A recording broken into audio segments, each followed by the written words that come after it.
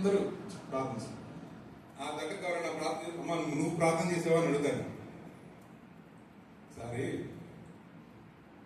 మద్రాసు నుంచి విజయవాడ, ఇప్పుడు విజయవాడలో పనిచేస్తున్నాను, గుంటూరు కాదు. గుంటూరులో మాస్టర్ ఫోన్ చేశారు, సార్ మీరు ఆదివారం ఉంటారంటే నేను ఆదివారం ఉండనండి, నేను చెన్నై వెళ్తున్నాను, ఎప్పుడు మీటింగ్ అని. చెన్నైలో శనివారంతో మీటింగ్ అయిపోతుంది, శనివారం బస్సు ఎక్కి నేను విజయవాడ వస్తానండి, వచ్చేది తెల్లారిపోతుంది, నేను గుంటూరు రాదు. ఆయన అన్నాడు మంచి ఐడియా చెప్తాను మీకు, మీరు వెళ్తే మధ్యలో గుంటూరులో దిగిపోండి అని. టికెట్ కొనుక్కున్నానండి, ఏం పర్లేదండి, ఆ టికెట్లని మేము చూసుకుంటాం కదా, మీరు రండి. నేను సరే అన్న. అప్పటికే నాకు నడుము బాగా నొప్పి వస్తుంది. నా నడుము నొప్పికి నా భార్య సైజుకి సంబంధం లేదు, మీరు ఎవరు పొరపడవద్దు సరేనా.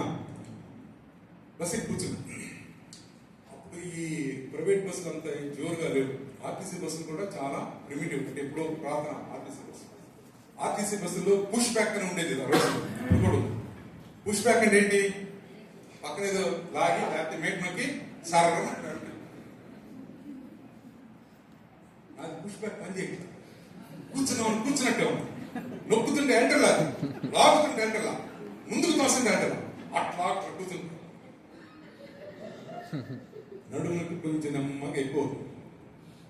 దీనితో ఏమైందంటే నా ముందు కూర్చున్నాడు సరా, వాడికి కూడా పుష్ బ్యాక్ పని చేయాలి. వాడిదేంటి, వాడు ఎంత చేస్తున్నాడో ముందుకంటే ఆగట్లా, వాడు మొదటిసారి నొక్కినట్టున్నాడు, డమాన్ వచ్చి నా ఒళ్ళపడి, కుర్చీ వచ్చేసి నా ఒళ్ళపడి, వాడి జుట్టు శుభ్రంగా నూనె రాసినట్టున్నాడు, ఆ జుట్టు నా ముక్కులో పట్టాం. నేను నాయన కొంచెం ముందుకు వెళ్ళరాదంటే, సార్ పుష్ బ్యాక్ పని చేయట్లేదు సార్. నాకు కూడా అదని క్లీనర్ పిలిస్తే ఎక్కడుండేవాడు, కండక్టర్ ఉండేవాడు, డ్రైవర్ ఉండేవాడు, క్లీనర్ బాధ్యత వచ్చి వాడు ముందుకు లాగి ఆ లోపలికి అసలు కుర్చీ ఊడిపోతాడు, ఏ జరగ అట్లా. ఇంక నేను అలా కూర్చున్నాను, అబ్బాయి అలా వాళ్ళు నా ఊళ్ళో ఉన్నట్టే ఆ బాబుని చక్కగా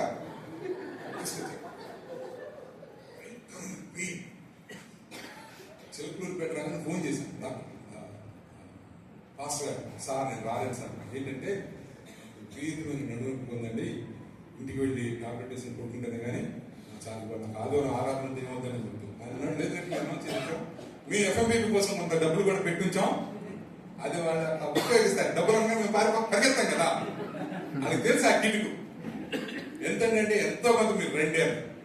మరి ఎట్లాగంటే నేను బస్ స్టాండ్కి టాబ్లెట్ పంపిస్తా, అది వేసుకోండి, ఇంకా ఎక్కువైతే ఇంజక్షన్ కూడా చేపిస్తా, పక్కన క్లినిక్ ఉంది, రండి రండి అని.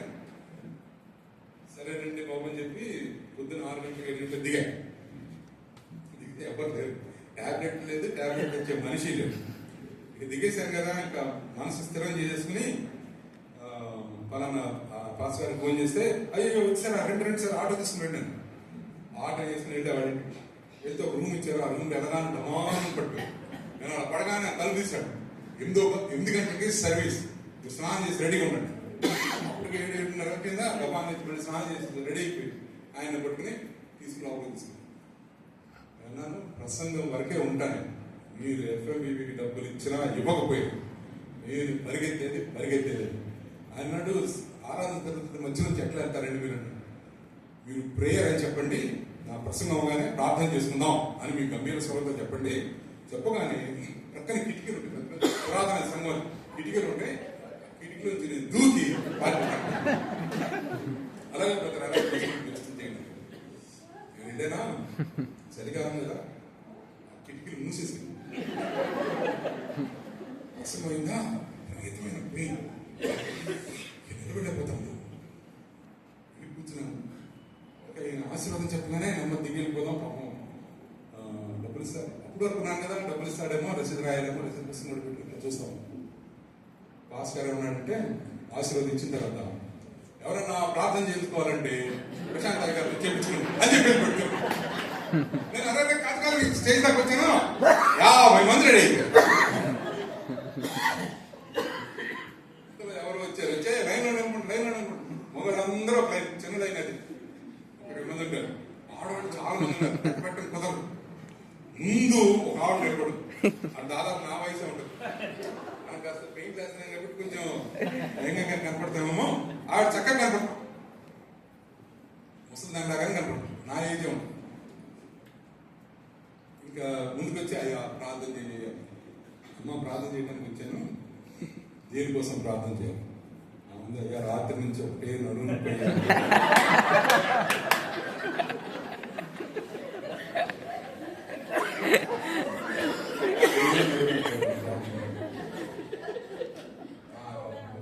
ఏడు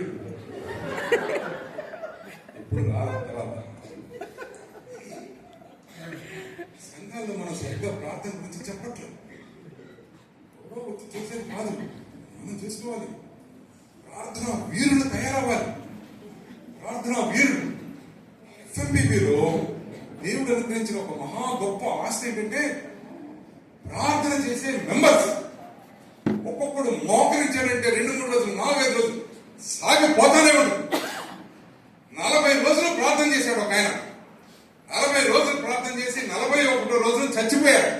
ఎఫ్ఎంబిపి ప్రార్థన వీరుడు. తీరట్ల ఆయనలో ఉన్న భారం చెప్పుకుంటూనే ఉన్నాడు. పొద్దున్న లేచి అయ్యా మంచిది అవుతారంటే కొంచెం వేడి నీళ్ళు ఇవ్వండి, కొంచెం వేడి నీళ్ళు, మళ్ళీ ప్రార్థనలోకి వెళ్ళిపోతాడు. సుందరరాజు అని చెప్పి ఒక అన్న ఎఫ్ఎంబిపి కొంతకాలం పనిచేసి మళ్ళీ బయటకు వెళ్ళిపోయి ఎఫ్ఎంబిపికి ప్రార్థన వీరుడుగా తయారయ్యాడు. 40 డేస్ నీళ్లు తప్పకుండా ప్రార్థన చేసి 41st డే వచ్చి ఏదైనా పాయసం తింటాడనుకుంటే చచ్చిపోయి ఉన్నాడు. ఎందుకు ఇంత ప్రార్థన చేస్తున్నారు? ఇంత భారం ఏంటి? ఇంత భారం ఏంటంటే అవసరము ఆ ప్రార్థన కూడా మించిపోయేలా ఉంది. 140 కోట్ల ఆత్మలు రక్షణ పొందాలి, సువార్త వినాలి, స్పందించాలి, పరలోకానికో నరకానికో వెళ్ళాలి. సువార్త వినకుండా ఈ 2 చోట్లకు వెళ్ళడం కుదరదు. ఆ భారంతో ప్రార్థన, నిట్టూర్పులు విడిచే ప్రార్థన, ముర్రపెట్టే ప్రార్థన. సంఘాల్లో ప్రార్థన మీద ఎవరు చేస్తారు ప్రార్థన? పండగ అంటే ప్రార్థన ఎవరు చేస్తాడండి? ఇంట్లో గారెలు చేసుకుని చికెన్ చేసుకుని తిరిగి పడుకుంటారండి పండగ అంటే. ప్రార్థన పండగ ఎట్లా అవుతుంది?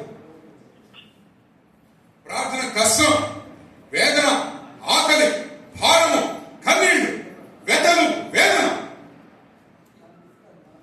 ప్రార్థనలో వేదన అనుభవించుకుంటాం. ప్రభువు గెత్సెమనేలో ప్రార్థన చేశాడు కదా, ఈ పండగ అని చెప్పి వాళ్ళందరికీ చెప్పాలి. గెత్సెమనే ప్రార్థన పండుగ అని చెప్పాలి. గెత్సెమనేలో ప్రభు పండగ చేస్తున్నాడా? ఎవరన్నా నా కోసం ప్రార్థన చేస్తారని వెతుకుంటా తిరిగాడు ఆయన. 3 ఉన్నారా? 3 నిద్రపోతున్నారు. అయ్యో, ఒక్క గంట కూడా ప్రార్థన చేయలేడు. ఒక్క గంట కూడా పండగ చేసుకోలేకపోయాను అన్నాడా? అన్నా. ఆయన పండగలాగా తోచిందా ప్రార్థన? ఎప్పుడు నేర్చుకుంటాం ఈ ప్రార్థన?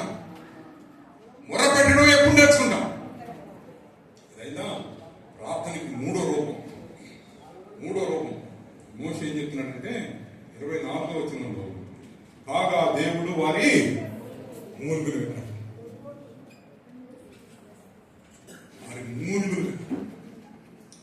అమ్మో, ప్రార్థనలు ఎవరైనా మూలుగుతారండి? ఏంటండి ఈ ప్రార్థన?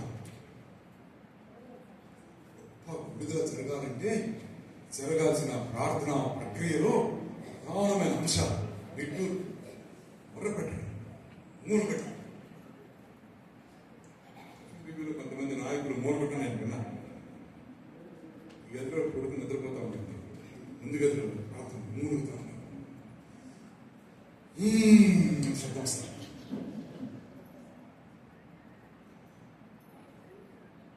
అంత superior kind of prayer, ultimate prayer.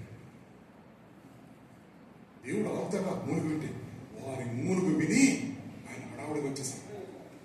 ఆ మూలుగు ఏం చేసిందో తెలుసా? ఈ మొర్ర ఏం చేసిందో తెలుసా? ఆ నిట్టూర్పు ఏం చేసిందో తెలుసా? ఈ నిట్టూర్పు, మొర, మూలుగు కలిసి ప్రార్థన ఏం చేసిందంటే ఆయన్ని మేల్కొల్పింది. ఆయన గబాలను జ్ఞాపకం చేసుకున్నాడు. అయ్యో, నిబంధన చేశాను నేను, 400 సంవత్సరాలు అయిపోయింది, 430 సంవత్సరాలు అయింది. గబాలను దిగొచ్చేశాడు. వారి మూలుగు విని ఆయన అబ్రహాము, ఇస్సాకు, యాకోబుతో తాను చేసిన నిబంధనని జ్ఞాపకం చేసుకున్నాడు. జ్ఞాపకం చేసుకున్నా అంటే మర్చిపోయాడు కాదు, ఆయన నిబంధన మర్చిపోడు. కానీ ఈ మూలిక ఏం చేసిందంటే ఆయనకున్న జ్ఞాపకం మీద, ఆయన చేసిన నిబంధన మీద తదుపరి కార్యక్రమాన్ని చేపట్టడానికి ఆయన పురుగొల్పింది. దేవుడు మనందరిని రక్షిస్తారన్నాడు కదా, భారతదేశాన్ని ఇస్తారన్నాడు కదా. ఇప్పుడు మనం ఏం చేయాలి? ప్రభువా నువ్వు చేసిన వాగ్దానాన్ని జ్ఞాపకం తెచ్చుకో అని ప్రార్థన చేయాలి. ప్రార్థన ఎట్లా చేయాలి? 6 లక్షల మంది కొరకు 6 లక్షల మంది కలిసి చేసిన ప్రార్థన 6 లక్షలు అనుకోండి. కలిసి ఎన్ని కుటుంబాలు ఉంటాయి? కుటుంబానికి 10 మందిని వేసుకున్నా 60,000 కుటుంబాలు. 60,000 కుటుంబాల్లో ప్రార్థన చేసేవాళ్ళు ఎంతమంది ఉంటారు? పిల్లలు, పెద్దవాళ్ళు వదిలేస్తే భార్య భర్తలు ఎంతమంది ఉన్నారు? 1,20,000 మంది పెద్దలు ప్రార్థన చేసేవాళ్ళు ఉన్నారు. సరే, భార్య 12 చేసి నిద్రపోయింది అనుకోండి. ఈ కష్టపడి చెమట వచ్చి దెబ్బలు తిని రక్తాలు ఓడి ఇంటికి వచ్చేస్తారా? ఈ 60,000 మంది ఇంటికి వచ్చిన తర్వాత మూలుగుతా ఉన్నారు. 60,000 మంది మూలిగినప్పుడు దేవుడు దిగొచ్చాడు. ఎంత ప్రార్థన కావాలి భారతదేశాన్ని రక్షించుకోవడానికి, భారతదేశాన్ని విడుదల చేయడానికి ఎంత ప్రార్థన కావాలి, ఎంత నిట్టూర్పు, ఎంత మూగులు. 1835లో భారతదేశానికి ఒక మిషనరీ వచ్చాడు. Samuel Day. చెప్పండి. శామ్యూల్ డే ఆయన ఈయన ఎవరు పంపించారంటే American Baptist Foreign Missionary Society వాళ్ళు పంపించారు. బ్యాప్టిస్ట్ వాళ్ళు పంపించారు. అమెరికన్ బ్యాప్టిస్ట్ శామ్యూల్ డే 1845లో వచ్చాడు. ఈ నుంచి మద్రాసులో కొంతకాలం ఉండి తర్వాత నెల్లూరు వచ్చాడు.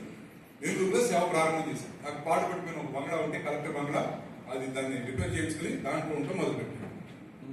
నేను పోయినసారి నెల్లూరు వెళ్ళినప్పుడు సంజయ్ అని చెప్పి ఒక తమ్ముడు, అన్నా నీకు దొరలందరూ నివసించిన బిల్డింగ్ బంగ్లా ఇంకా ఉంది అక్కడ. శామ్యూల్ డే నివసించిన బంగ్లా ఉంది.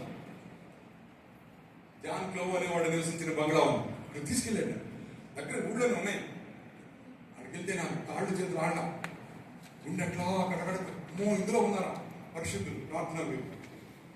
శామ్యూల్ డే అనేవాడు 35 నుంచి 1849 వరకు నెల్లూరులో పనిచేశాడు.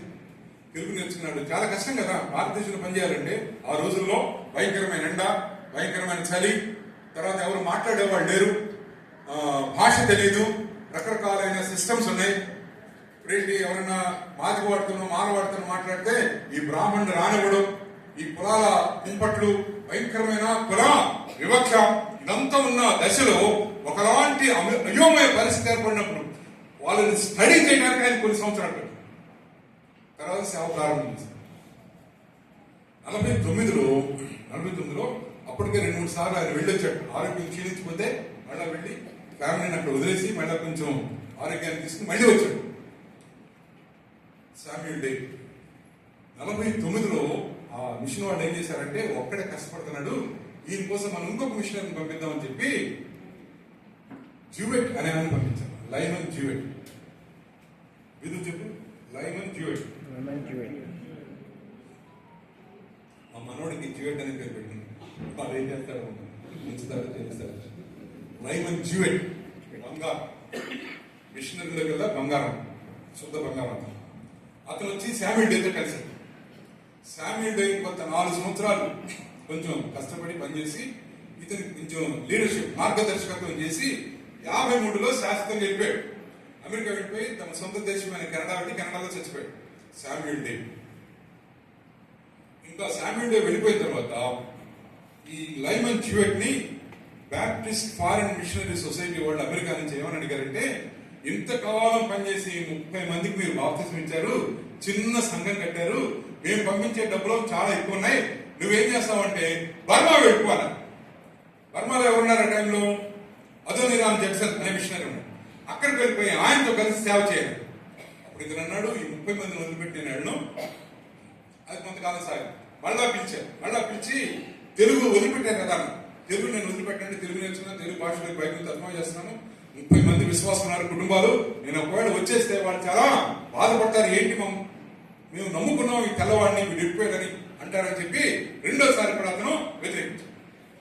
మూడోసారి అతను పిలిచారు షికాగోలో మీటింగ్ 1863. అక్కడ కూడా చాలా విపరీతమైన ఫోర్స్ చేశారు. అతను వదిలేసేయి తెలుగు ప్రాంతంలో మనకి అతను అన్నాడు, దేవుడు నాకు దర్శనమిచ్చాడండి. దేవుని దర్శనంలో ఏం చెప్పాడంటే, ఇక్కడ చాలా మంది బ్యాప్టిస్ట్ సంఘానికి వస్తారని చెప్పి దేవుడు నాకు దర్శనమిచ్చాడు. వదిలిపెట్టను. ఇప్పుడు వాళ్ళు అన్నారు ఆ టైంలో వారన్ అని చెప్పి జోనాజీ వారన్ అని ఆయన ఈ బాప్టిస్ట్ ఫారెన్ మిషనరీ సొసైటీకి ఆయన సెక్రటరీ, మెయిన్ ఇంపార్టెంట్ మ్యాన్. ఆయన ఏమన్నా అంటే ఒకవేళ మీకు జీతం ఆపేస్తాం ఏం చేస్తాను అతను అన్నాడు, మీరు జీతం ఆపినా సరే నేను అక్కడే ఉంటాను, అక్కడే సేవ చేస్తాను. ఎట్లా కొట్టే లోకల్ గానీ లోకల్ మనుషులతోనే నేను బ్రతుకుతాను అంటే మనం చాలా తర్జన భర్జన. ఈ లోపల చాలా జరిగిన విషయాలు అవన్నీ చెప్తే టైం అయిపోయింది. తర్జన భర్జన పడి చివరికి సరే కొంతకాలం మళ్ళీ ఉడికిద్దాం అంటే ఎవరు అన్నారు, మరి ఒక్కడే వెళ్తే ఇట్లా ఉంది కదా ఇంకొకటి పంపిద్దాం. ఇంకొకడెవరు జాన్ క్లౌ, చెప్పండి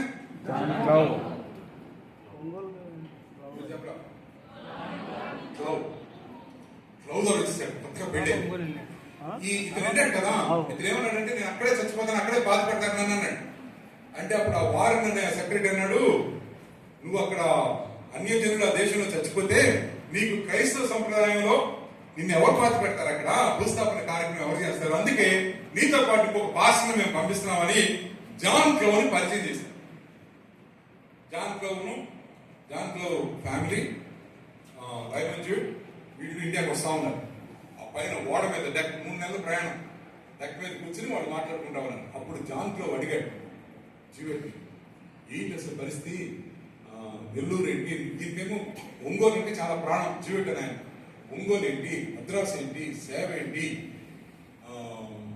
ఈ విలేకరి సేవ ఏమో ఒరిస్సాలో జరుగుతుంది, ఒరిస్సా వెస్ట్ బెంగాల్ అదేంటి ఇవన్నీ వాళ్ళు రాత్రి కోసం మాట్లాడుతున్నారు. అప్పుడు ఈ తెలుగు మిషన్ గురించి రైమన్ క్లౌడ్ చెప్పాడు. ఏం చెప్పాడంటే, అయ్యా మేము 49లో వచ్చాం, అప్పుడు కూడా నేను కొత్తగా పెళ్ళి వచ్చాను. బంగ్లాలో పక్కన ఒక చిన్న రూమ్ మాకు ఇచ్చాడు శామ్యూల్ డే గారు. ఆ రూమ్ లో మేము ఉండేవాళ్ళం. 7 గంటలకి సఫర్ చేసేవాళ్ళం. సాయంత్రం భోజనం రొట్టెలు పళ్ళు ఉంటాయి కదా, అందుకనే చేసేసేవాళ్ళం. కాసేపు మాట్లాడుకునేవాళ్ళం సేవ గురించి, ఇంకా ఇచ్చాపని ఇతర విషయాలు. నేను 9-10 ప్రాంతాల్లో మేము వచ్చేసేవాళ్ళం. ఆ రూమ్కి వచ్చేసి ప్రార్థన చేసుకుని మంచాల మీద కూర్చున్నాను. కూర్చున్న తర్వాత 11 గంటలకి ఆ హాల్లో శామ్యూల్ డే గారి స్వరం ఏర్పడేది. ఆయన నెమ్మదిగా ప్రార్థన చేస్తూ ఉండేవాడు. మొదట్లో సరే ప్రార్థన చేస్తున్నాడు కదా నూరుకునేవాడు. ఆ ప్రార్థన నెమ్మదిగా పెద్దగా వెళ్ళిపోయి 12 గంటలకల్లా ప్రార్థన పెద్ద కేకలు వెళ్ళిపోయి పెద్ద కేకలు పెడతా అంటే మొర పెడతా. నిట్టూర్పులతో ప్రారంభమైన ప్రార్థన మొరపెట్టడంలో మారిపోయింది. అయిపోయిన తర్వాత 1 గంట 2 ఆ ప్రాంతాల్లో ప్రార్థన తాగిపోయి మూలుగు వినపడేది. పెద్ద హాల్లో ఆయన మూలుగుతా ఉంటే ఆయన మూలుగుతో మొత్తం ఈ బంగళా అంతా కూడా ప్రతిధ్వనిస్తా ఉండేది. నేను నా భార్య మా చేతులు పట్టుకుని భయంగా కూర్చునేవాళ్ళం. ఎప్పుడు కాగిపోతాయి ఈ మూలుగులని. శామ్యూల్ డే మూలుగుతుండగా జీవిట్ అనేవాడు అతని భార్య భయపడుతూ ఉండేవాడు. అంత పెద్ద మూలుగులు హృదయంలో నుంచి, కడుపులో నుంచి, అంతరంగంలో నుంచి, ఎక్కడో సూక్ష్మమైన అంతరంగంలో నుంచి బయటకు వస్తూ ఉండండి. ఆ వేదన కర్ణ కఠోరంగా మూలుగులు వినపడతా ఉంది. బంగ్లా అంతా ప్రతిధ్వనిస్తూ ఉండేది అని జీవిట్ అనేవాడు క్లౌడ్ చెప్పాడు. క్లౌడ్ అదంతా విన్నాడు. క్లౌడ్ శామ్యూల్ అయితే పరిచయం లేదు అసలు. క్లౌడ్ వచ్చాడా, ఇండియాలో అడుగు పెట్టాడా, చరిత్ర అంతా మారిపోయింది. చాలా పెద్ద స్టోరీ ఉంది. ఎప్పుడన్నా మీరు ప్రత్యేక మీటింగ్ పెట్టి పిలవన్నాడు, స్టోరీ అంతా చెప్తాను.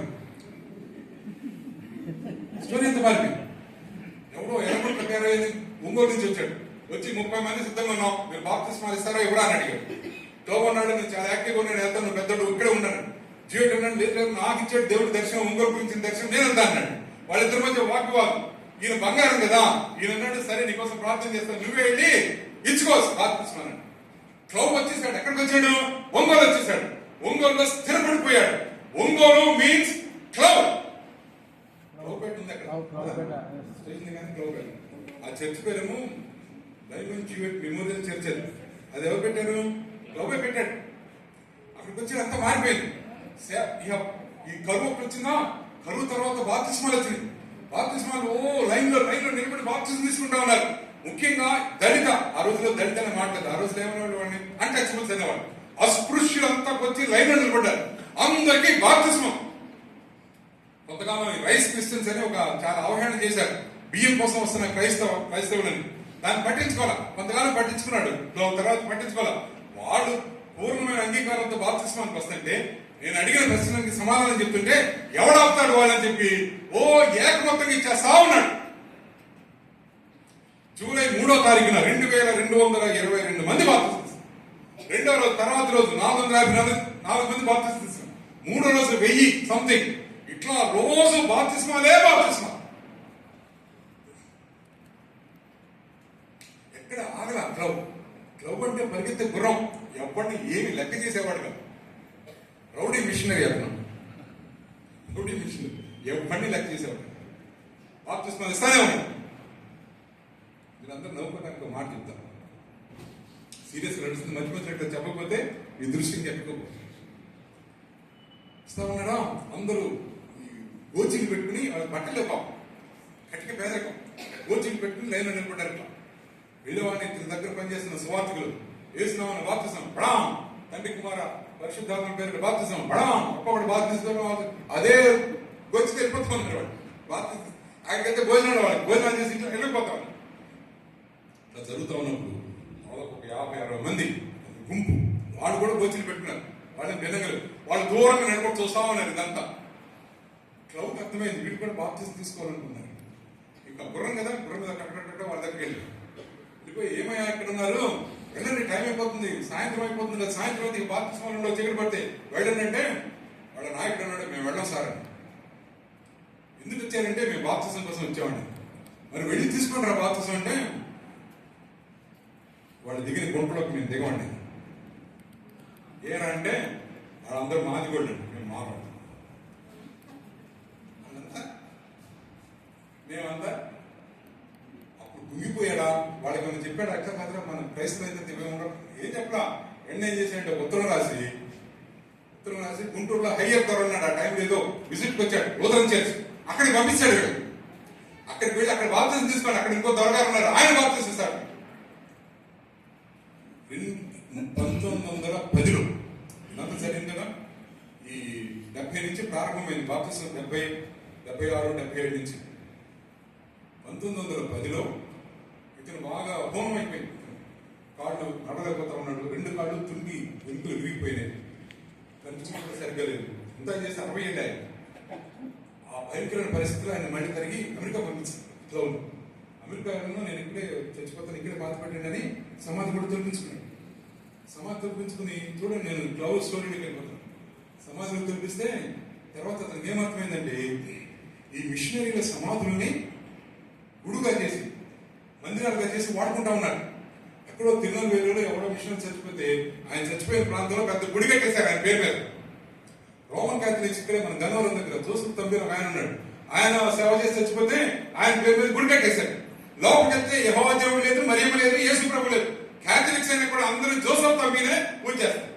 అవన్నీ వార్తలు వినపడతా ఉన్నాయి. ఈలోగా క్రైస్తవులైనా క్రైస్తవేతరులైనా పొలంలో విత్తనాలు చల్లేటప్పుడు క్లౌడ్ ద్వారా నామ జపం చేస్తా ఉన్నారు. క్లౌదరా అంట విత్తనాలు ఇచ్చుకుంటే వెళ్తారు. డెలివరీ టైంలో స్త్రీ మంత్రస్థానం చెప్తాను, అమ్మా క్లౌదర్ పేరు చెప్పండి. క్లౌదర్ అంటే సునాయాసంగా కాల్పైపోతాం. కంట్లు బాగా పడుతున్నాయి క్లౌదర్ పేరు చెప్పి. ఇదంతా అర్థమైపోతా ఉంది క్లౌదర్.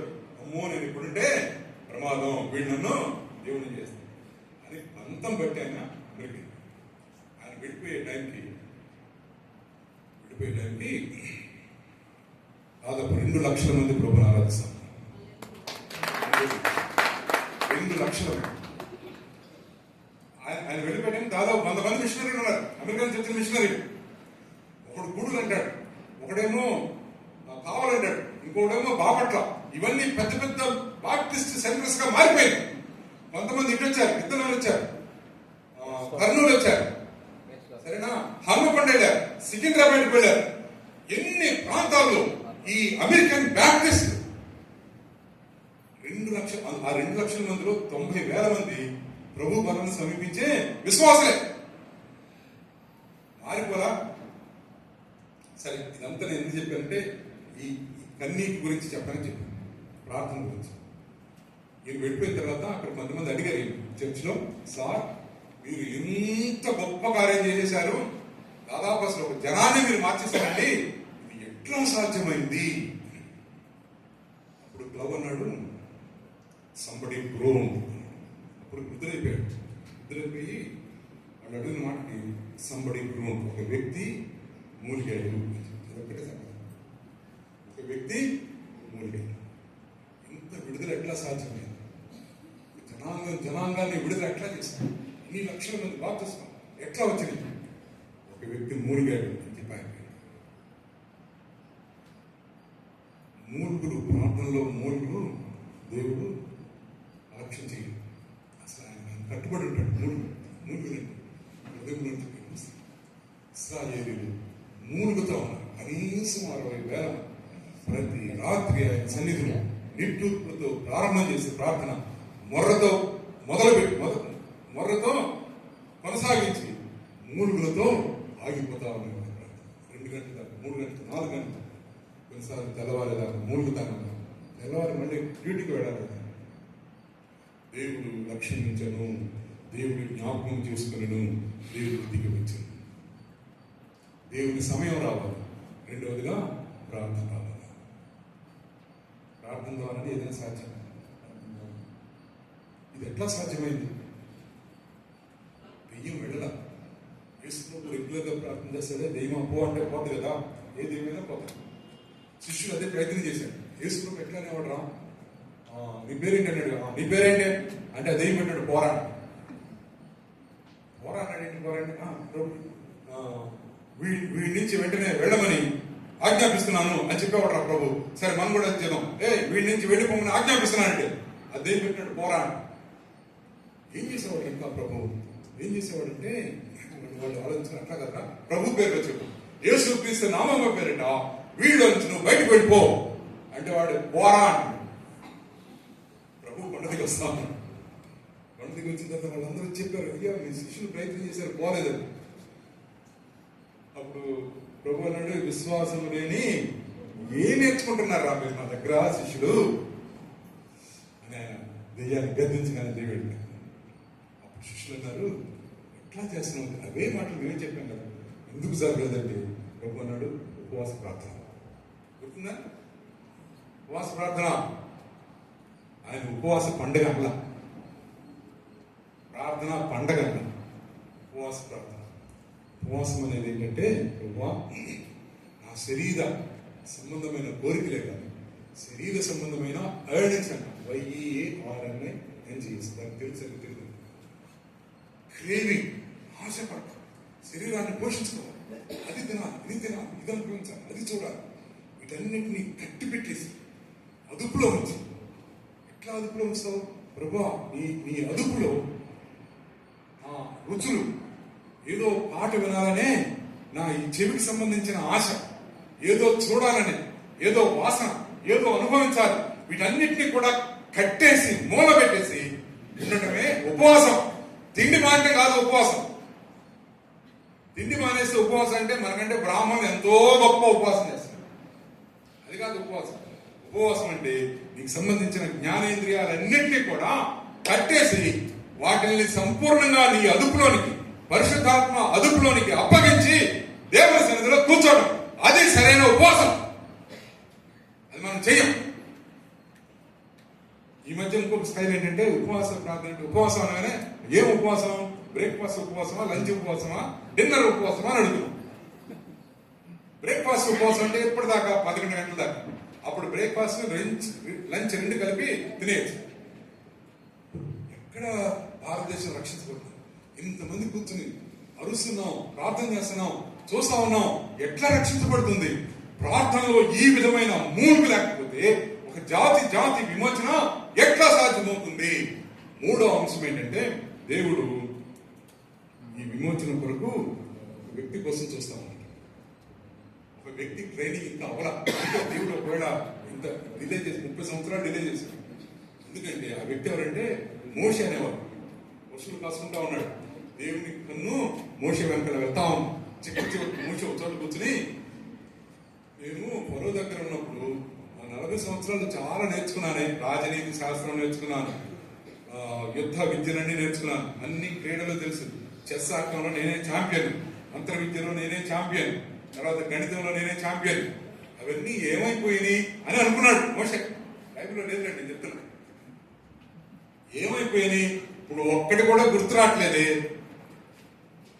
అంటే అప్పుడు దేవుడు దర్శనమిచ్చాడు. దర్శనమిచ్చి నువ్వు నాకు కావాలరా, మండుతున్న పొగలో నుంచి వాయిస్ వస్తా ఉంది. ఏంటి దాని అర్థం? దాని అర్థం ఏంటంటే ప్రభు ఎక్కడో లేడు, ఈ మండే పొగలోనే ఉన్నాడు. ప్రభు ఎక్కడో లేడు, చెరసాలనే ఉన్నాడు. ప్రభు ఎక్కడో లేడు, ఈ సిలువలోనే ఉన్నాడు. ప్రభు ఈ శ్రమలోనే ఉన్నాడు.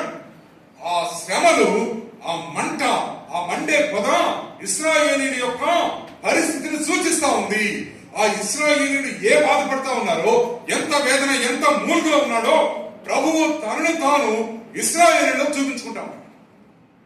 అందుకన్నాడు, నువ్వు ఏదో క్రైస్తవుల్ని హింసిస్తున్నావు అనుకుంటున్నావు కానీ నువ్వు క్రైస్తవుని హింసించట్లా, విశ్వాసాన్ని హింసించట్లా. నువ్వు ఎవరిని హింసిస్తున్నావు అంటే నన్నే హింసిస్తున్నావు అని ప్రభు ఎవరికి చెప్పాడు? పౌలుకు చెప్పాడు కదా. అదే ఇక్కడ మండుచున్న పొదలో దేవుని యొక్క వాక్యం, మండుచున్న పొదలో దేవుని యొక్క స్వరం. చిన్న పొద, ఎవరికి పట్టని పొద, ఎవరికి అర్థం కాని సిస్టమ్ ఏంటి? పెద్ద చెట్టు మీద తగలబెట్టచ్చు. మహాదేవుడు కదా, ఒక పెద్ద చెట్లో నుంచి మాట్లాడచ్చు కదా.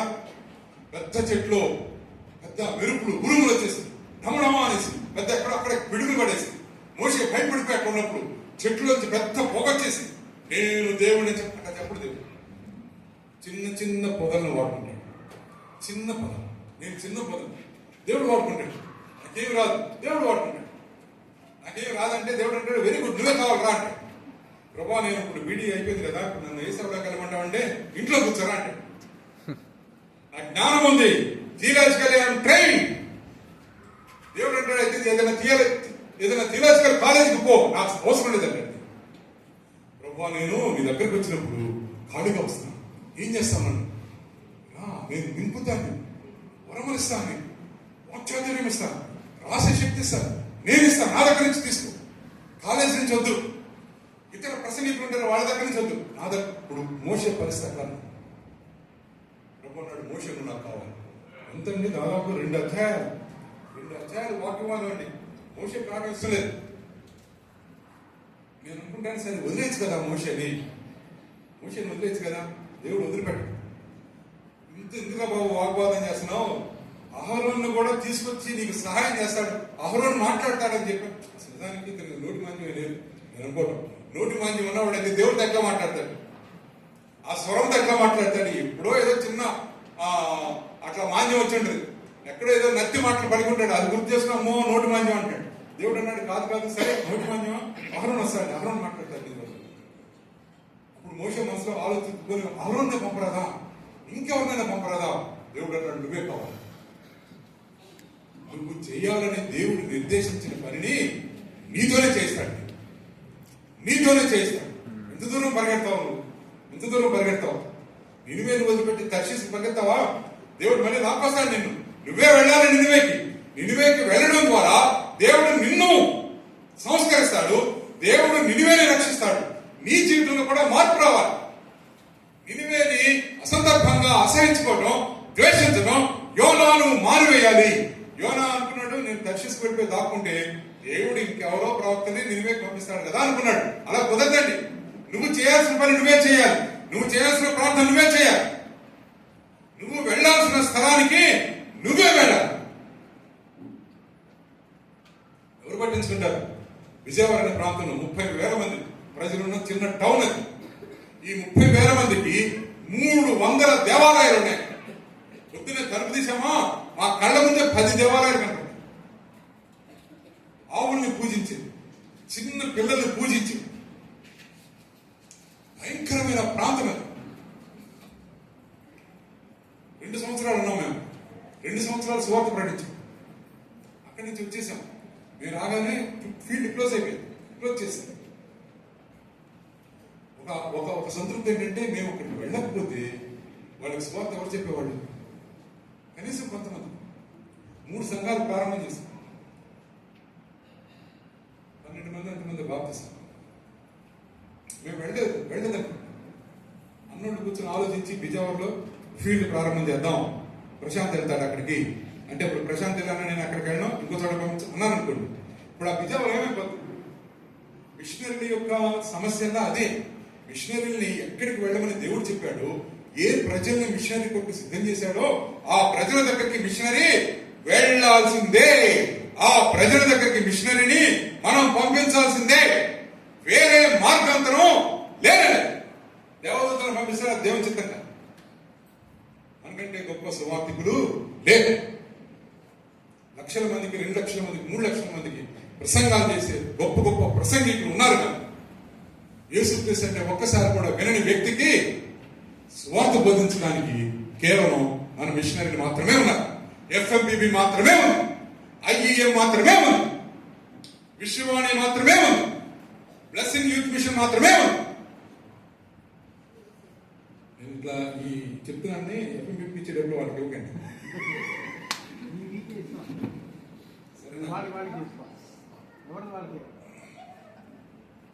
వీళ్ళు అన్నారు, ఇంకెవరు లేరు. ఇదంతా కూడా మహాసముద్రంలో ఒక బకెట్ నీళ్ళు. ఈ మిషన్ సంస్థ ఎప్పుడు జరుగుతుందంటే సంఘం గుర్తించి ముందుకు వచ్చినప్పుడు. ఈ 3 ప్రక్రియలు మీరు తర్వాత చూసినట్లయితే ఎబ్రీ 11వ అధ్యాయంలో ఈ మోషే యొక్క క్యారెక్టర్ గురించి మాట్లాడుతూ అంటాడు, మోషే అదృశ్యుడైన వారిని చూస్తున్నట్లుగా తన జీవితాన్ని చేసుకున్నాడు. ఐగుప్తు నుంచి పారిపోయాడు, ఐగుప్తు నుంచి వెళ్ళిపోయాడు. ఎట్లా వెళ్ళాడు? అదృశ్యుడైన వారిని చూస్తున్నట్లుగా. ఇది మోషే యొక్క జీవన విధానం. అట్లాంటి నాయకులు కావాలి. దృశ్యమైనది కళ్ళ ముందు కనపడేది. దృశ్యమైన దానికి నమ్మకం అక్కర్లా, విశ్వాసం అక్కర్లా. అదృశ్యమైన దానిని నమ్మడానికి విశ్వాసం కావాలి. మోషే కంటే పరమ విశ్వాసి ఇంకా ఎవరున్నారు? ఎందుకంటే అతడు అదృశ్యుడైన వారిని చూస్తాడు. అందుకే లైఫ్ అంతా కూడా అదృశ్యుడైన వారిని చూడడానికి తప్పించిపోతా ఉన్నాడు. ఈ నాయకత్వ బాధ్యతలు ఉన్నాయో ఇవన్నీ చేస్తానన్నాడు. ఇవన్నీ లక్షణంగా, ఇవన్నీ సక్సెస్ఫుల్ గా ఎట్లా చేశాడంటే అతని హృదయం అంతా కూడా అదృశ్యుడైన వారిని చూసినట్లుగా ఉంది. అలాంటి నాయకత్వం ఈ దినాల్లో సంఘాలకు కావాలి. అలాంటి నాయకత్వం మిషనరీ సంస్థలకు కావాలి. అలాంటి నాయకత్వం మన నుంచి కావాలి. మనమే అలాంటి నాయకుడిగా మారాలి. అదృశ్యుడైన వారిని చూసినట్టుగా మన జీవితం ఉండాలి. ఇవన్నీ తగ్గుతా ఉన్నాయి, మనకి స్పర్శ తగ్గుతా ఉంది, మాట్లాడుతూ ఉన్నాం, ప్రభావితం చేస్తా ఉన్నాం, ప్రభావితం అవుతా ఉన్నాం. ఇదంతా పక్కన పెడితే లోపల ఉన్న హృదయం, మన ఆత్మ దేని గురించి పరితపిస్తా ఉందంటే అదృశ్యుడైన వారిని చూసినట్లుగా.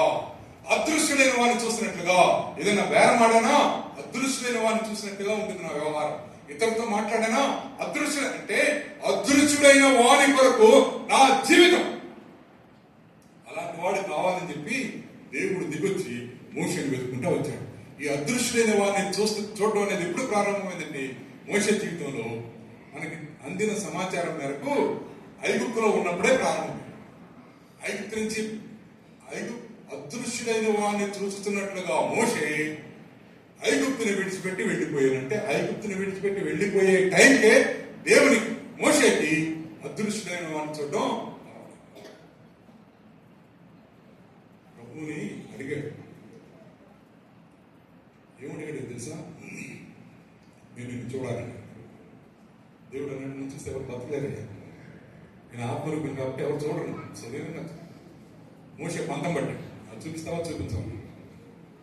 మరి అన్ని రోజులు కొండ మీద నాతో ఉన్నావు కదా, నన్ను చూడలేదంటే ఎక్కడున్నా నీ స్వరమే విన్నా, చూపించు.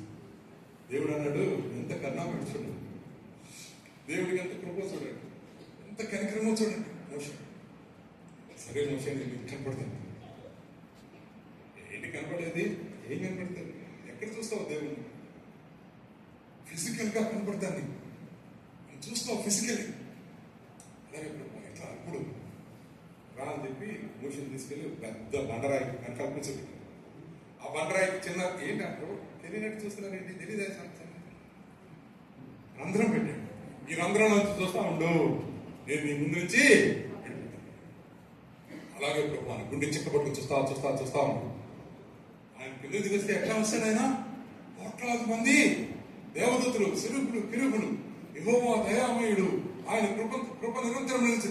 ఎప్పుడు వాళ్ళు చేసే పని యెహోవాని పూజించడమే, యెహోవాని ధ్యానం చేయడం, యెహోవాని గానం చేయడం, అదే వాళ్ళ పని. వాళ్ళు గానం చేసుకుంటే వెళ్ళిపోతా ఉన్నారు గాలిలాగా. ఆ శబ్దాలు వినపడతా ఉన్నాయి మనిషికి. ఎక్కడ వస్తుంది సన్నిధి, ఎక్కడ వస్తుందో చూస్తా ఉంటే గబాల్ని ఆయన ఆ సన్నిధి వెళ్ళే వేగం ఇతనికి అంతుపట్ల. వెనకాల మాత్రం వెనక భాగం కొంచెంగా కనపడింది. ఏం కనపడింది? ఒక పెద్ద లైట్ కనపడింది, ఒక మెరుపులాగా కనపడింది. అదే దేవుడు, దేవుని కాంతి, దేవుడి శక్తి.